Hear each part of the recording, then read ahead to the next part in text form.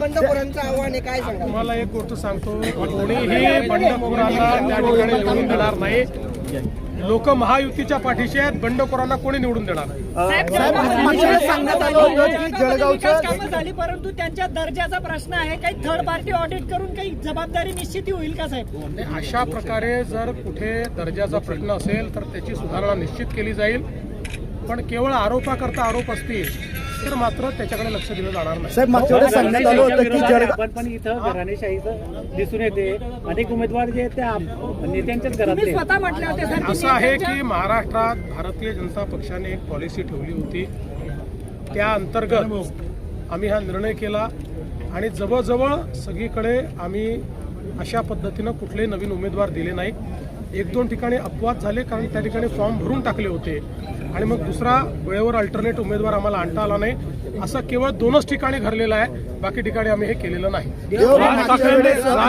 सांगण्यात आलं की जळगावचं सिंगापूर होणार आहे, मात्र आपण जवळच्या शिरपूरची बरोबरी करू शकलो नाही. जळगाव शहरातील जी उपनगर आहेत त्यांची जी परिस्थिती आहे की आजही जैसे ते आहे. मला एक सांगतो, मी सिंगापूर वगैरे कधी म्हणत नाही.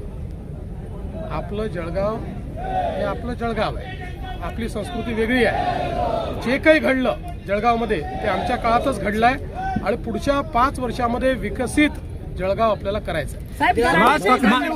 अजित पवारांना की तुम्हाला जर वीर सावरकरांचे विचार पटत नसतील तर तुम्ही लांब राहा किंवा तुमच्याशिवाय पण विचार. पण मला असं वाटतं की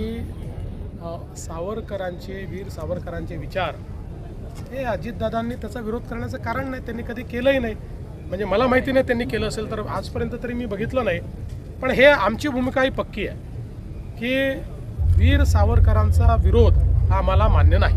राज ठाकरेंनी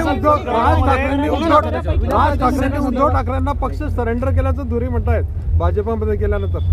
असं आहे, आता ते त्या पक्षामध्ये होते त्यामुळे त्यांना त्या पक्षातलं जास्त माहिती आहे. ते शेवटी काही ना काही नाराजी असेल म्हणूनच आमच्याकडे आले की नाही. त्यामुळे ती जी त्यांची भावना आहे ती अनेक लोकांची भावना आहे. एक सांगतो,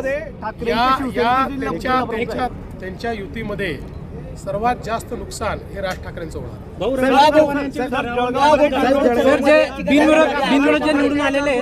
असं आहे की रवींद्र चव्हाणांनी त्या विधानावर स्पष्टीकरणही दिलेलं आहे, दिलगिरी व्यक्त केलेली आहे. त्यांनी हे स्पष्टपणे सांगितलं आहे की मी फक्त रेकॉर्डबद्दल बोलत होतो की नवीन रेकॉर्ड तयार करा, बाकी विलासरावांच्या बद्दल या महाराष्ट्रात पक्षविरहित सर्वांना आदर आहे. त्यामुळे विलासरावांच्या स्मृती कोणी पुसणार नाही, कोणी पुसू शकत नाही. आम्हाला सगळ्यांना आदर आहे. आम्ही जरी काँग्रेसच्या विरुद्ध लढत असलो तरी देखील विलासरावांच्या संदर्भात आमचं सगळ्यांचं असं मत आहे की महाराष्ट्रातले जे प्रमुख नेते आहेत, ज्यांनी महाराष्ट्रामध्ये उत्तम काम केलं, त्यापैकी एक विलासराव आहेत आणि हे स्पष्टीकरण रवींद्र चव्हाण साहेबांनी दिलेलं आहे. आणि याच्या पुढे जाऊन कोणीही निवडणुकीच्या काळात दिलगिरी व्यक्त करत नाही, पण त्यांनी दिलगिरी व्यक्त केली आहे कारण त्यांच्या वक्तव्याचा चुकीचा अर्थ निघालेला.